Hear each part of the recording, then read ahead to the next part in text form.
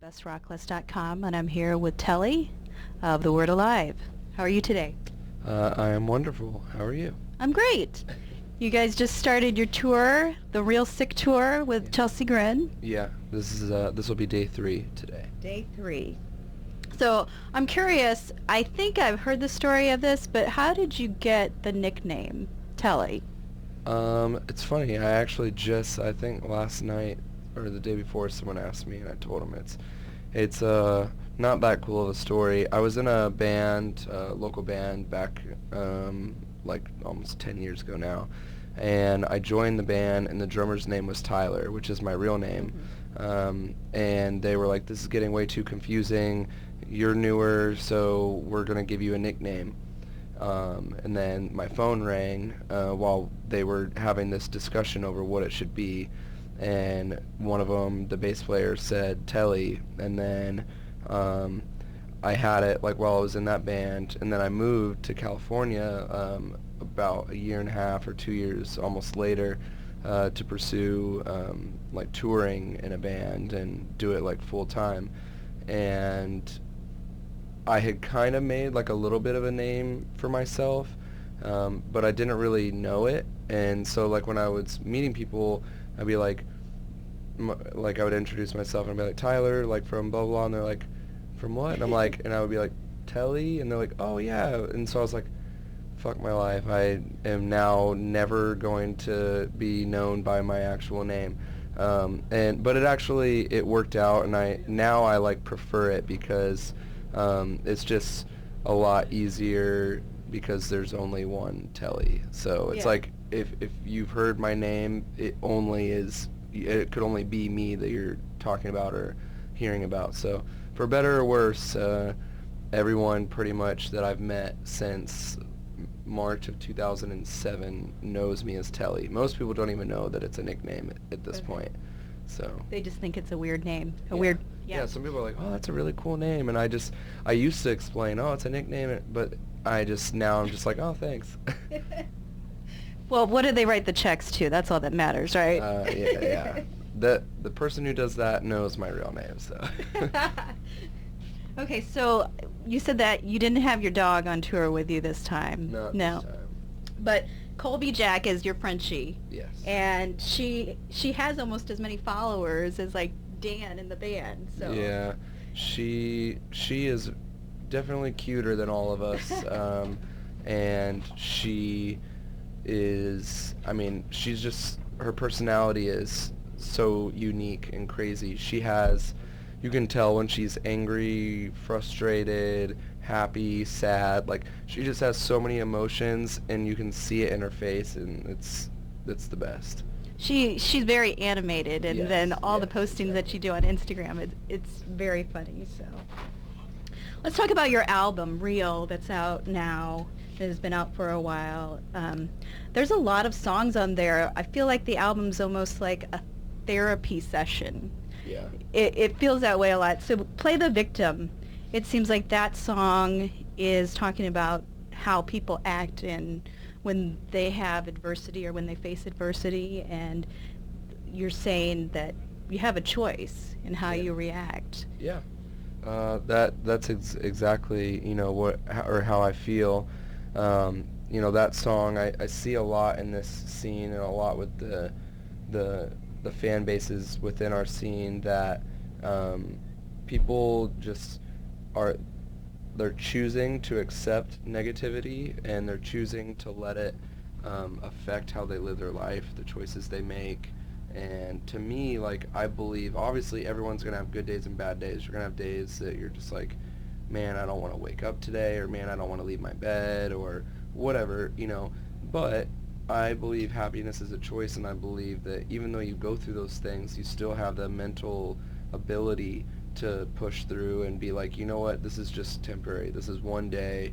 And it doesn't necessarily make it better in that moment, but it does help you to kind of break out of that slump a little faster. And I just see a lot of, people complaining about their lives and complaining about things, and I just believe that if you don't like your life, like, change it. Stop just like tweeting about how shitty your life is from your iPhone 6 that your parents bought you, and But it's like, to me, I think people have a really warped sense of appreciation, and they just take a lot of stuff for granted. So the song just overall is about a collection of kind of those things, and just my opinion on it, that I feel like everyone needs like a stern shaking, and just be like, dude, wake up. In the song, it's like, wake up, and it's like, you can change your life. If you don't like it, you can change it, and you can be happier than you've ever been. You just have to be willing to work for it. Hmm. Instead of creating drama, just focusing on the positive instead of the What you do negative. have, So, not what you don't. so have you faced adversity, do you think, in your life, and how do you cope with it? I mean, I definitely have, in many ways. I mean, I definitely by no means think that I've had it the worst, because I definitely have not. Um, but I think everything is very individualistic. Like, the way I feel, where I feel like life can't get worse. Obviously it could, but in that moment, you feel the way you feel. Um, and for me, I just, like I said, I just try to remind myself that this is temporary. Like, bad days are temporary, and I try to, remind myself of the positive things. I try to focus my energy into, the performance I give on stage.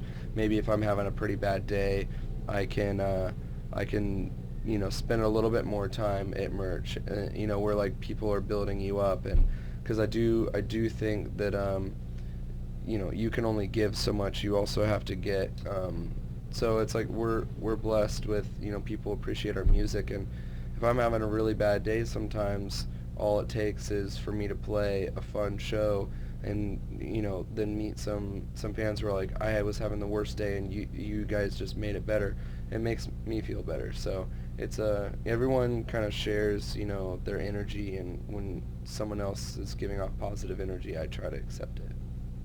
Yeah, music is definitely therapy. I mean, it's been shown to help a lot of people. So, let's talk about some of your other songs. Lighthouse, that song is just tremendous. It's been such an inspirational song, I think, for people. Yeah. I mean, what I wanted to do with Real, lyrically, was kind of cover everything. Deceiver was mostly, kind of like negative, but still like overcoming, but kind of more like, yeah, almost bitter in a way. Mhm. And then, life cycles, I was, growing, changing. Our band was going through different things. We went through some lineup changes. We, struggled with that recording process. So I just kind of tried to channel like the full spectrum of my emotions and our experiences, from the road, at home, being away from home, dealing with certain situations that you come across just being in a band. So that song in particular was like, when we started writing, the melody and the lyrics and the chorus came first, and we just kind of built the song around the emotion of those lyrics, and I think it came out great. I love that song. It's one of my favorites, and it's arguably it's definitely the loudest singing song that we play, like just overall. Um, and I think people connect with it. It's very straightforward. Whereas some of the other songs, you have to read into it a little bit Mhm. more to kind of really get what I'm saying. But that one's just... Do you get gifts from your fans, and what kind of gifts do you like? Yeah, I do. I actually get a lot of gifts, but most of them are for Colby. Yep. Colby has had, I'm not even kidding, probably over 100 toys, hundreds of dog treats. Sometimes I feel bad, like I literally can't fly with everything. So it's like, like the dog treats, I'm like, she has like a cupboard full, so sometimes I have to just leave those. But my favorite things are like fan-made stuff. Like fans drawing, or I got one creepy one that's kind of an inside joke now with my roommate. Well, me and my girlfriend live together, and one of our best friends does as well.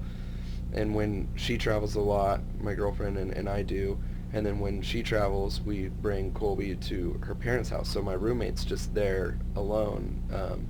And there's this plywood cutout of me that a fan made and painted, and it's so creepy. It just has big black eyes.